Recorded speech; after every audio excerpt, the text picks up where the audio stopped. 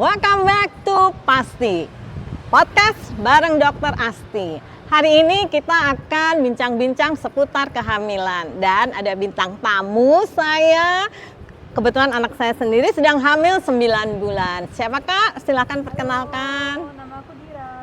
Oke, dan hari ini juga ada senior nih. Waduh, kita harus hormat. Beliau adalah seorang dokter kandungan, Dr. Gatot SPOG. Hari ini begitu banyak pertanyaan yang ada di pikirannya anak saya ini tentang kehamilannya. Nah, silakan Kak kalau mau nanya langsung pada ahlinya. Nah, Siap. Selamat Ya, pagi, ya, dokter. Oke, pagi, Dokter Asti juga pagi. Pagi, Dok. Mungkin hari ini saya mau tanya-tanya sedikit Boleh, nih. Kan ada boleh. beberapa pertanyaan nih ya. Mungkin mewakili juga bumil-bumil di Yang luar lain, sana. iya, boleh, Saya boleh, buka boleh. catatannya, Dok. Biar nggak lupa, Iya, Dok, iya, mau tanya iya, apa. iya. Apa yang mau Oke, yang pertama, Dok, pertanyaan Yeah. saya itu tentang menghitung HPL. Gimana hari sih per- kalau hari misal perkiraan hari lahir. perkiraan lahir. Baik, ya. Gimana sih kita tuh ngitung HPL-nya Hmm, waktu hamil kalau menstruasinya tuh enggak teratur? baik. Boleh dijawab. Ya. Jadi memang biasanya kita akan menggunakan suatu rumus ya, yang rumusnya ada hitungannya tertentu. Hari perkiraan lahir itu dihitung dari hari pertama mens terakhir kali. Biasanya HPHT, begitu, ya, HPHT. Hari pertama haid terakhir, biasanya begitu. Nah, tetapi masalahnya kadang-kadang haid terakhirnya ini ibu-ibu kadang lupa. Karena satu dan lain hal begitu ya, atau mungkin tidak teratur. Kalaupun toh tidak teratur tetapi tidak lupa, ya tetap dipakai patokan adalah hari pertama haid terakhir tadi. oh gitu. Meskipun tidak teratur, itu yang dipakai patokan, itu yang pertama. Tapi kalau benar-benar lupa jadi blank sama sekali, maka ada beberapa yang biasanya kita pakai patokan. Salah satunya yang paling ideal biasanya dari hasil USG di trimester awal, di trimester 1. Kakak hasil USG trimester satunya gimana?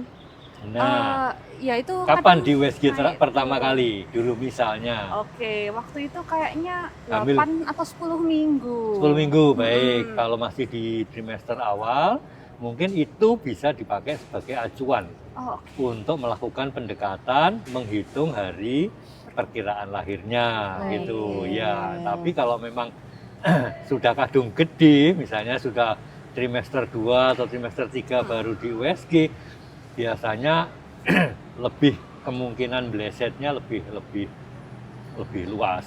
Jadi Oh. dari taksirannya bisa meleset ke depan, bisa meleset ke belakangnya itu semakin Range-nya gitu. range-nya semakin Oh. lebar.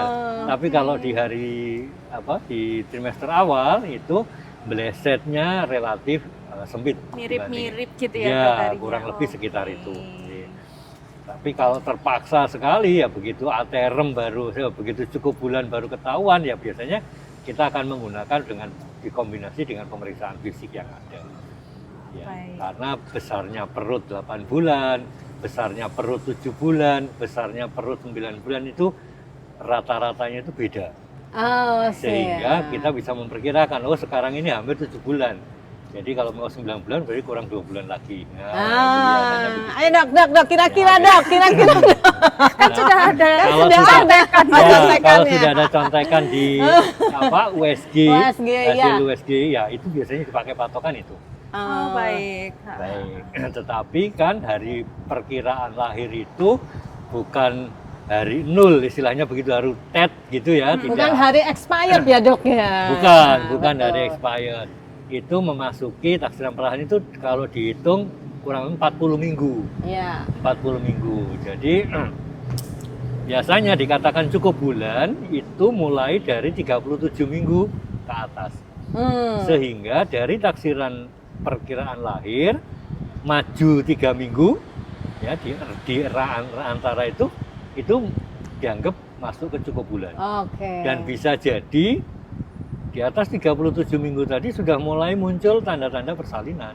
Dan boleh bersalin di antara itu, tidak harus di saat taksiran persalinannya, gitu ya. Siap. Dan kalaupun kelewat sedikit dari taksirannya juga masih dimungkinkan. Karena kalau yang dalam tanda kutip dianggap expired atau istilahnya post date atau lebih bulan itu setelah 42 minggu. Oke. Jadi dari taksirannya nambah 2 minggu, nah lebih dari ini baru dikatakan lebih bulan, istilahnya begitu. Oh, siap. Tetapi kalau antara 3 minggu taksirannya, 3 minggu ke depan dan 2 minggu ke belakang, dalam rentan ini dia mengalami proses persalinan, itu masih dianggap normal. Bukan berarti, oh lebih, enggak, memang lebih dari taksirannya. Tetapi kalau tidak lebih dari 2 minggu, itu masih dianggap normal. Oh, baik. Gitu ya, itu kalau terkait dengan APL.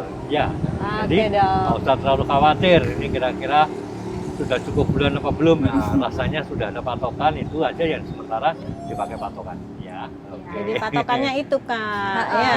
baik. Jadi bisa melihat ke hasil USG di trimester pertama Ya, kalau memang lupa kalau- atau tidak teratur. Ya, tidak teratur. Baik. Cukup jelas. Mungkin Ya, ada yang tenang, lain? tenang. Soalnya waktu kehamilan ini dok, Ya. itu memang saya baru lepas implan. Baik. Jadi memang menstruasinya Menstruasinya itu tidak tidak teratur teratur. sama sekali Ya, betul, gitu. betul. Terus Hmm. kok tiba-tiba nggak menstruasi sama sekali. Ternyata hamil. Ternyata hamil. Dan baru tahu tuh kayak 10 mingguan. Ya, nggak apa-apa. Jadi nanti hasil USG di trimester awal itu kita pakai patokan untuk memperkirakan hari perkiraan lahir tadi. Berarti hari perkiraan lahirnya dari USG pertama kapan, Kak? Kapan? 30 berarti kalau USG pertama. 30 bulan ini. Bulan ini. Oh, Ya, nggak apa-apa. oke. Ini padahal ini sekarang tanggal 22. Dua. Dua Oh, ya? 23. 23 maju 1 minggu kan? Mm-mm. Ya nggak apa-apa. Berarti sudah term ya dok? Sudah cukup term, bulan. ya, sudah cukup bulan, sudah masuk. Oke. Jadi sewaktu-waktu ada tanda-tanda proses persalinan dan bersalin di periode ini masih dianggap normal. Baik. Wah, lega.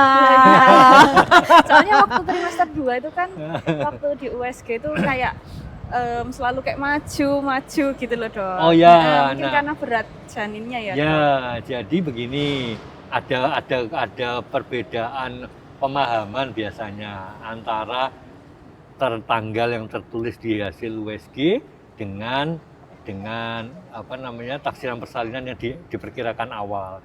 Jadi USG itu sebenarnya tidak memperkirakan taksiran lahirnya.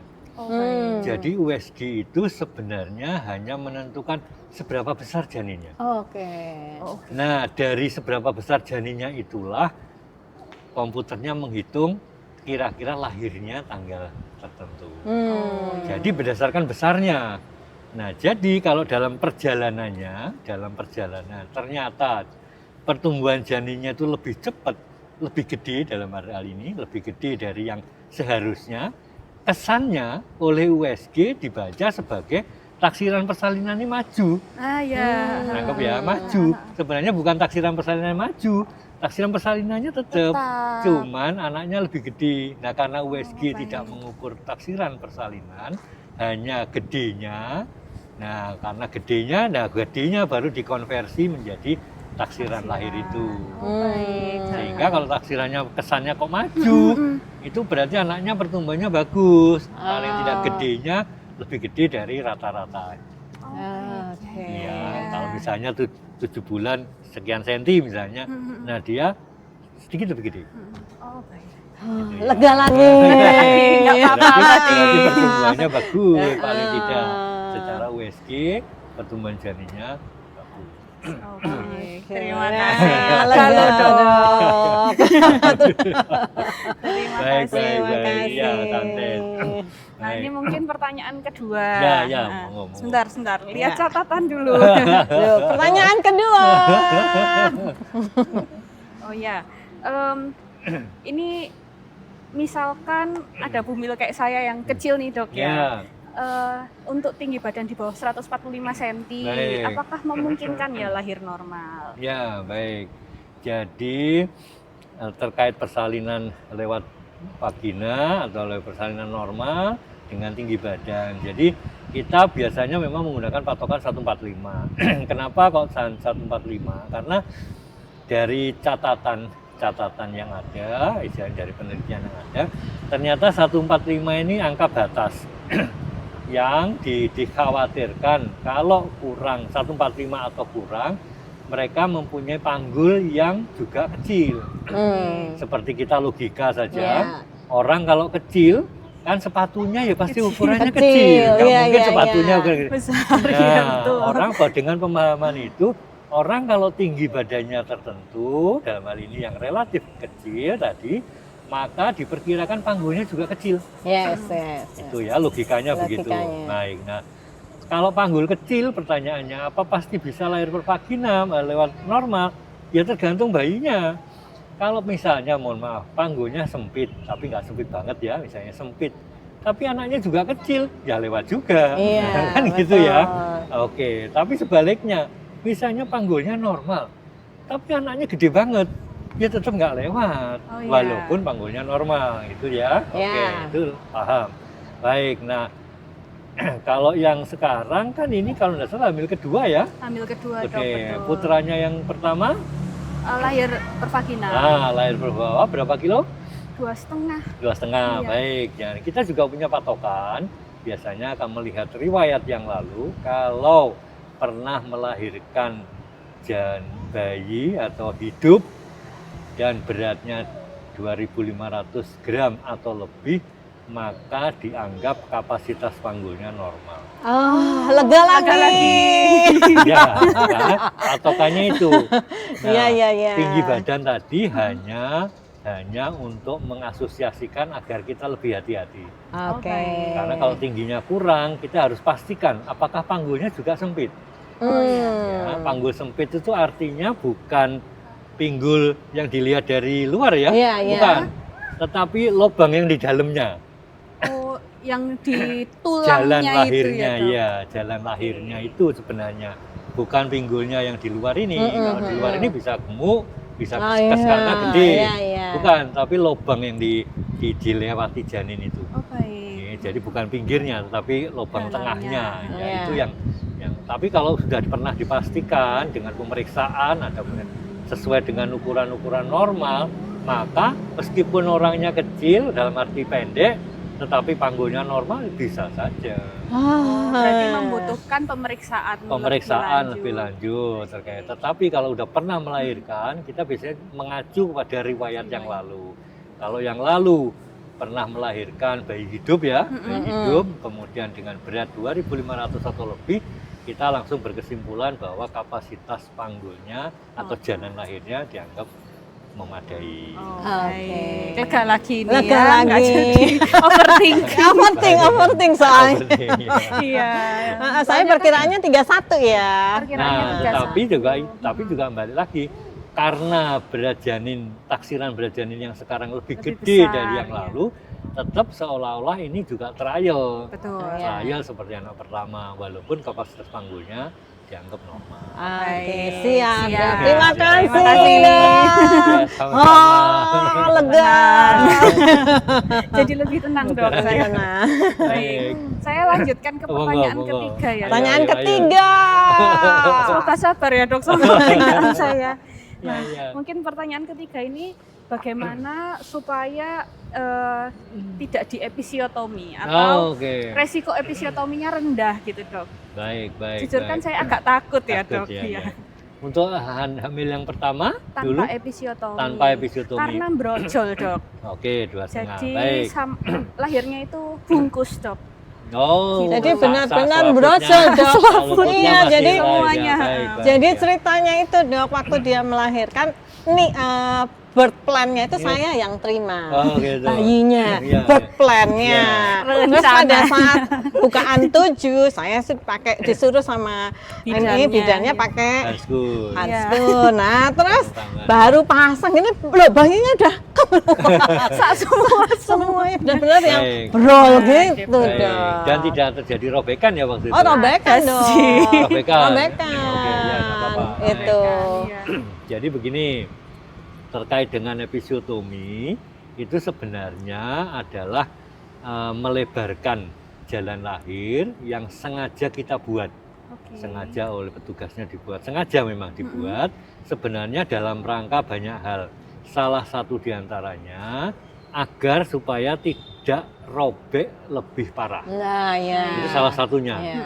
Oke, salah satunya. Yang kedua juga supaya kepala bayi tidak terlalu tertekan oleh jalan lahirnya ibunya. Oke. Karena kalau kepala jarinya terlalu kecepit itu juga tidak baik buat bayinya. Oh, baik. Sehingga kadang-kadang itu. Terus yang ketiga juga dalam rangka mempercepat proses persalinan.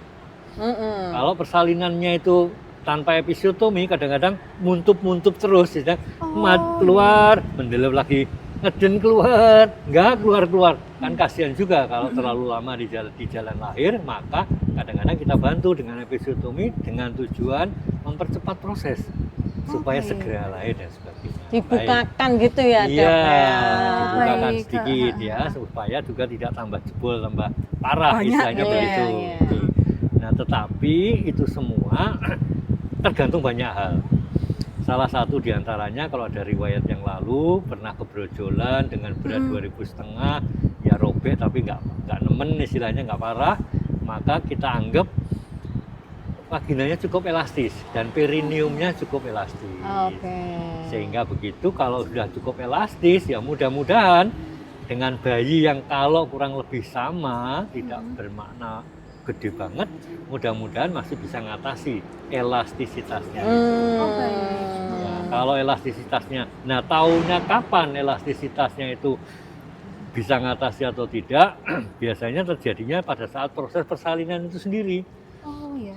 Walaupun kita sekarang bisa meramalkan, melihat riwayat yang lalu, kemudian dari evaluasi saat proses persalinan kok vaginanya, perineumnya lentur, begitu kita berharap mungkin bisa melahirkan biasa tanpa harus di episiotomi, tanpa Iya, harus Dok. dilebarkan. Pertanyaan, Ya, Dok. ya. Waktu itu saya juga ada pertanyaan yang waktu Iya. mendampingi ya.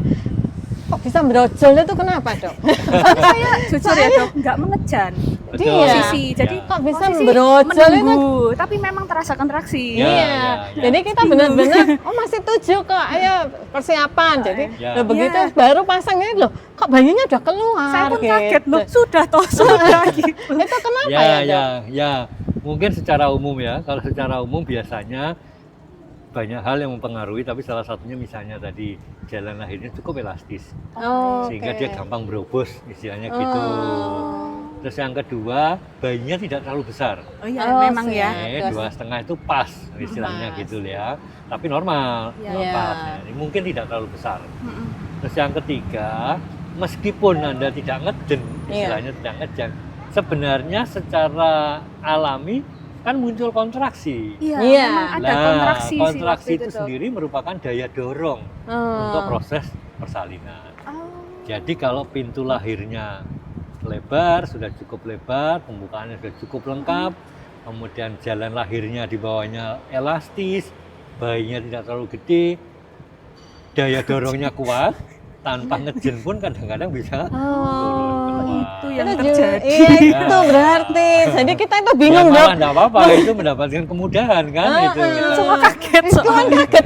Loh, kok sudah sampai dia belum nangis karena masih diselubungi selaput Oh iya, ketuban. ketuban, ya. Padahal harusnya kan ketuban itu juga mendorong ya, Dok. Kalau misalnya kalau- ketubannya pecah, Ya. itu kan juga mendorong, mempercepat juga ya, Dok. Ya. Tapi ini kan enggak. Selaputnya biasanya robek dulu, Mm-mm. ya baru airnya mungkin sebagian keluar, baru janinnya yang lain. Iya. Tapi kalau ini belum sempat kedorong, ya udah dia ikut keluar. Iya, Dok. Jadi kemarin tuh Apa? benar-benar yang ya manusia Surprise. berencana. Terus Manusia loh, loh, loh. berencana. Iya. Yang Iya, terjadi iya. memang di luar Oke. plan, tapi ya Tapi nggak apa-apa. hasilnya nggak apa-apa. Nggak apa-apa, iya. Kaget aja. Kaget aja. yang sering terkait dengan episiotomi itu kadang-kadang penolongnya belum siap, istilahnya begitu, ibunya ngejennya terlalu kuat, nah itu bisa jadi robekannya berlebihan karena nggak sempet dibantu dilebarkan, ibunya ngejen kuat, nah gitu, akhirnya grek, gitu. Nah Oh. greknya jadi nggak beraturan. Oh, baik. Oke. Jadi memang episiotomi itu untuk membantu Iya. melancarkan persalinan. Iya. Itu di Tapi bios dulu kan, Dok? Ya, biasanya iya, di, iya, di- sudah. di bios dalam arti diberikan anestesi lokal. Oh iya. Ya. Tapi tidak dikerjakan rutin ya, tidak. Oh, baik, Ah, baik. tidak Pokoknya semua ibu orangnya, hamil gitu ya, Dok no. ya. Bukan dengan- keharusan. Wah. Ya, Ah. bukan harus dipunda. Nanti pada prosesnya itu nanti kan kelihatan. Kalau perineumnya teregang sekali, kita berisiko untuk terjadi robek. Biasanya kita robek, Baik. nambahi sedikit. Iya, Ya. sama individual berarti ya, Individual. Dok ya. Tergantung Dan indikasi situasi- per orangnya. Iya. Situasional. Nah, kalau situasinya memerlukan baru dikerjakan. Kalau enggak ya udah biarin aja. Lega lagi. Lega lagi ya. Dan ternyata di bius. Saya kira nggak di bius. Di bios pasti. Di bius pasti Iya. ya. Oh baik. Oke. Lega, lega, Lega. Terutama jahitnya. Jahitnya Nah, betul. pasti- Itu. pasti Nah, di itu. bios, pasti di bios. Oke. Baik. Baik. Terima Terima kasih. kasih. Ini Ya, lega semua dari saat pertanyaan pertama, pertanyaan kedua, pertanyaan ketiga. Melegakan. Tidak semenakutkan itu. Iya, iya. Sebenarnya amannya kita mulai berolahraga saat hamil itu saat iya. berapa minggu gitu. Ya, ya. Nah, kaporit ini kan tidak masuk ke tubuh ya Iya. selama berenang ya, kecuali diminum ya, ceritanya akan berbeda.